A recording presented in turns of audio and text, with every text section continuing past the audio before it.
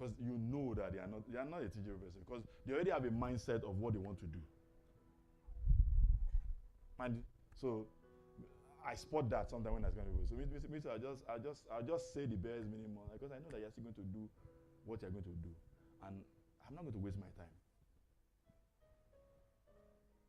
Because when you don't have the culture of learning, because for me, I understand, somebody was asking me, why do I have engagement with the very younger people? Because for me, I also know that I need to learn from them. Because the day you stop learning, then you start dying, like they say. So for me, there are realities in their generations that I don't understand.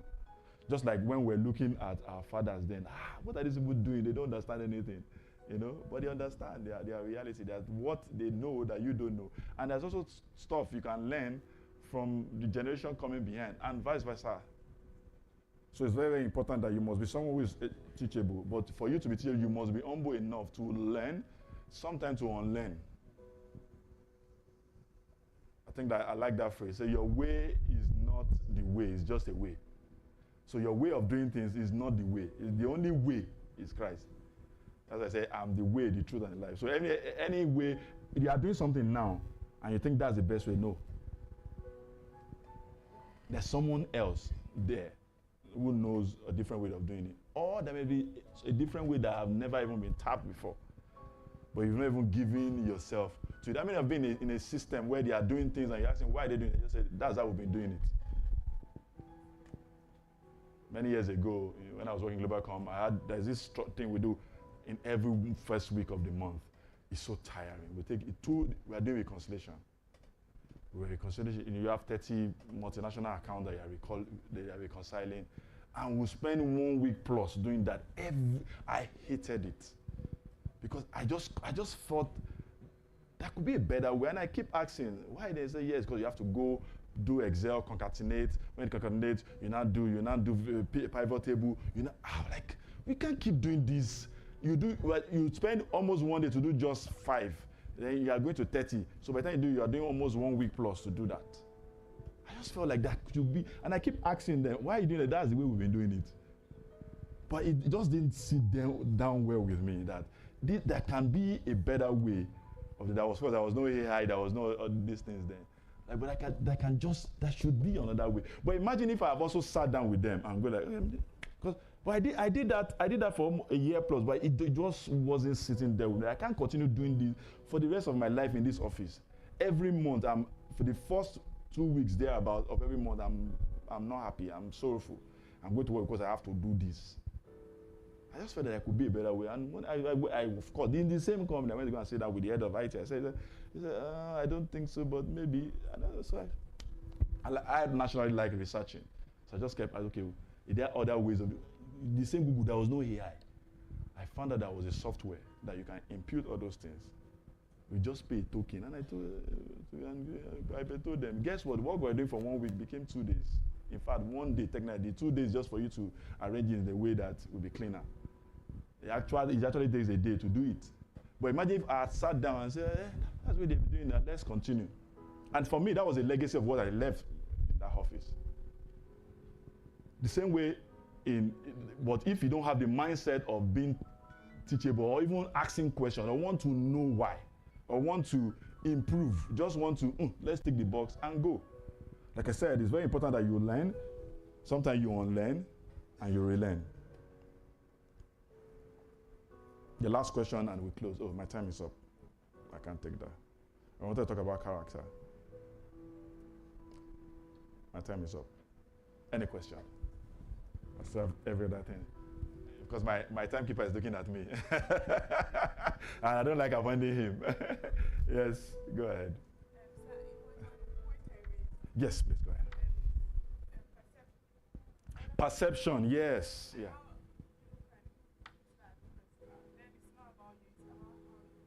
Okay. That's tough, but I would not like to have been in that position where because especially if it's someone who believes strongly, it may not be. I stand to be not correct. I stand to admit that you may not be 100% correct, especially for people who believe they have a very strong, correct perception of people. I don't know if you get people who, especially when you have bosses who believe that when I perceive somebody or maybe based on what has happened, I'm usually correct. So what usually will happen is either of two things: that they're actually correct, or they're actually not correct, but they insist that they are correct. And so what that will happen is that you become a victim of somebody's perception that you don't have control over. So for me, that's where communication comes. If you can have conversation, I usually will have conversation. For some, so I'll give you an example.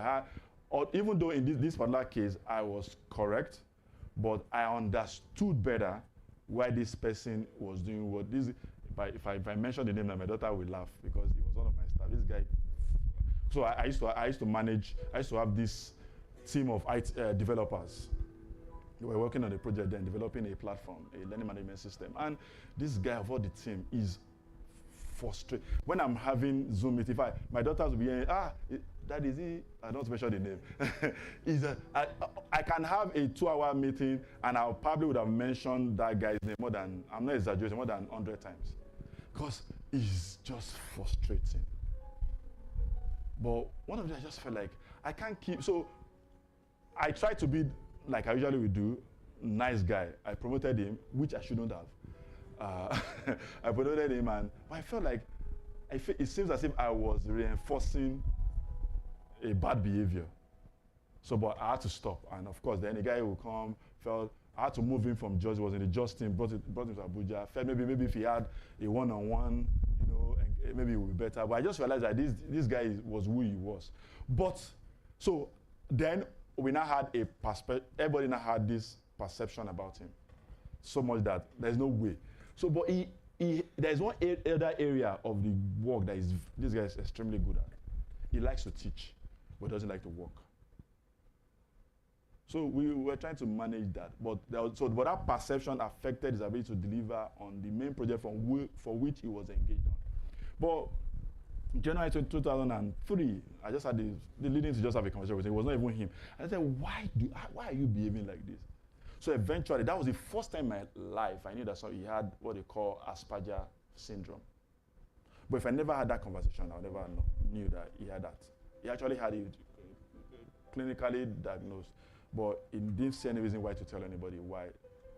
You can Google it, something. So that has something to do with the way it does work. But if I had that conversation, but that perception would have continued. So even after he left, I helped him. One of those where I helped exit out of the company because I knew that with that, he won't be able to, but there are other areas where he can function well. Luckily, we were able to exit him out when he got a job somewhere. But sometime this year, we needed something on a project. And everybody said, no, they don't want him. They were shocked when I was one that said, okay, I had to revalidate. I said, okay, bring him for 6 months and let him do this job and get him. Because I believe that there's something he would have learned there. But why am I going with this? That perception continued even. But the only reason why they didn't know that I insisted they should bring him for that 6 month project because I had that conversation. So where you can have conversation, I don't know, Rejoice, you can, but there's some people you cannot have conversation with, unfortunately. So, but where the perception is correct, because that's the other thing we don't. People will talk. People are just difficult. No, if somebody complains about you, you can call it an incident. If two person complain on different people, they don't know each other, you can call it coincidence. My friend in Warri will say, when 3 people, that's witchcraft. It's not coincidence. You actually have that problem, so you should deal with it. But when you just feel like people are just difficult, they don't just understand me. No, because a lot of people don't like to work on themselves. They want the other person to accept them the way they are and just continue in their bad behavior. So in a situation where the perception is correct, especially when you have worked 1 or 2 places with the same, 1 or 2 different people that are not connected are saying the same thing about you, please, it's something you should work on. But in a situation where maybe just one person, somebody has now built a stronghold on that and pass it through the entire system and you are being judged on that, then you should as much as you have a conversation and maybe you're able to understand the person and the person may understand you more and be able to strengthen your relationship with that person. Thank you very much. Okay. All right, sir. Wait, damn it, I'm sorry. So Go ahead. This is a question. Yeah. Let's assume you find yourself in a setup or in a setting. Like what we're saying that you are qualified for a team or you are good at the team. Yeah. But yet you miss the opportunity. Yeah. Now, so what if you find yourself in a setting whereby truly you know you are qualified for that team, but based on conflicts of interest, Okay. Are you getting me? Yes. The person in charge will refuse to either give you that job or that opportunity, Okay. or recommend you for that opportunity because either he doesn't like you or she doesn't like you, or feels he would rather give to either another person that is either more closer or just maybe for one reason or the other, he feels he doesn't want to give the job to you for that conflict of interest. So how do you deal with that? And in such scenarios, you also have such people when it now becomes the one that we go on a freebies. I say this on my own accord, no scriptural backing for this. So that this, they will not say, Pastor said, no. So that is a bit more complicated. So that means there's a personal, what's the word now? Personal evaluation or personal perception of that person. That you, because the person actually is a different case if the person doesn't recommend you for any job. If I understand you say when the main thing comes, it doesn't, but when the other, so that means either two things. Let's assume, if the assumption is that the person believes that maybe you can't do that, the person can't do the great job. I want to assume, which I don't think from the way you ask it, that's not the situation. But because there are people like that where, if you want to do a particular job, because of the level of that job, you don't want to take risk with that person. I'm giving, but that's not what you say. I'm just saying that because I've been in that situation where there's some job I want to do that I know that this is not the person to do. I can't take a risk with that kind of job.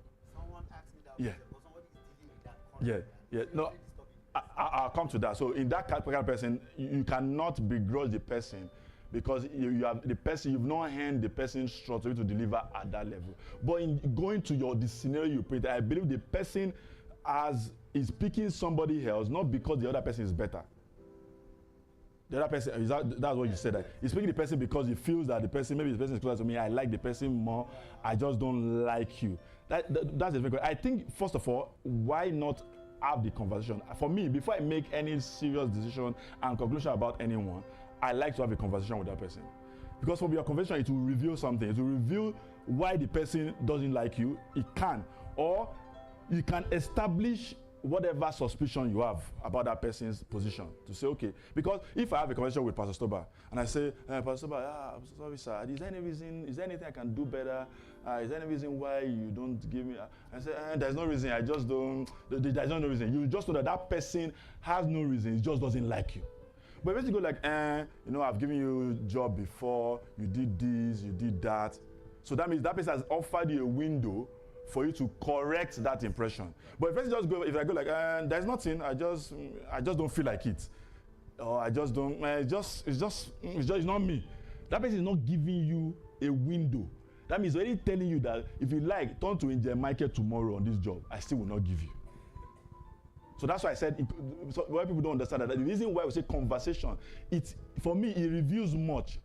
It's not for you, the essence of the conversation is not to provide the solution or to change that person sometime. It's for you to establish that, because sometimes you might be also believing in your head that the person doesn't just like you. And the person might tell you why, or give you a reason why, it feels like, on this particular matter, this is why I'm going this route. So that's my position.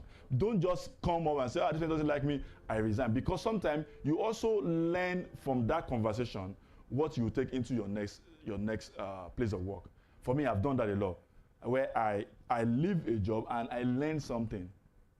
Like I wish my wife was here. There's something, where she had I think she shared a story where she had a superior that was always nice to her, but to their ED, he would take her job and make it look like she's not doing anything and make like he's the one doing everything. So much that when she was going on maternity, she said, do you need a cover? They said, no, we don't need a cover. Meanwhile, he left all the jobs. She went for 3 months. All the jobs she should have done for that 3 months. The guy left it for her to come and do.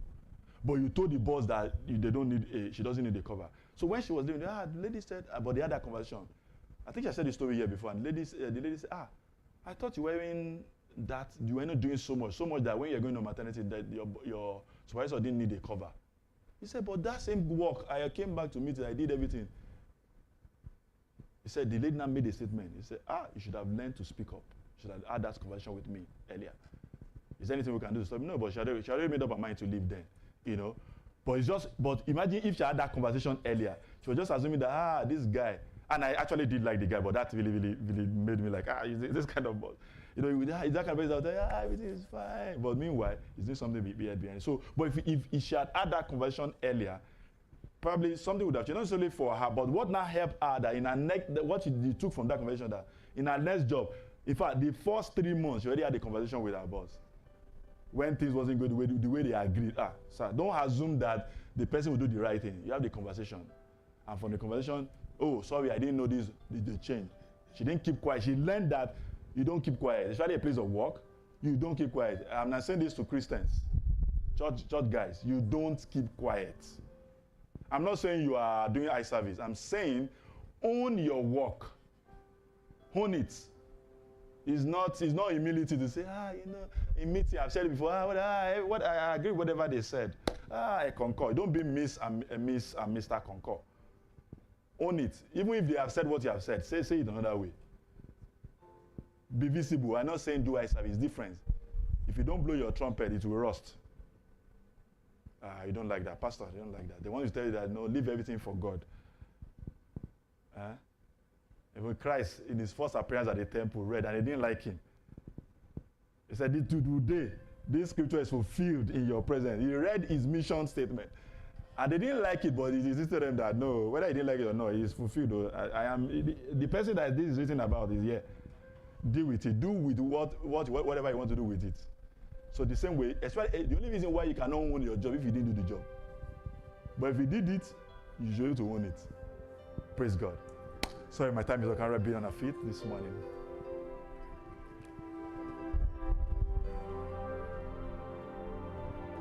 For someone, one of the most important things you need to take out from this is the importance of building integrity and the humility to learn. Humility to learn new things.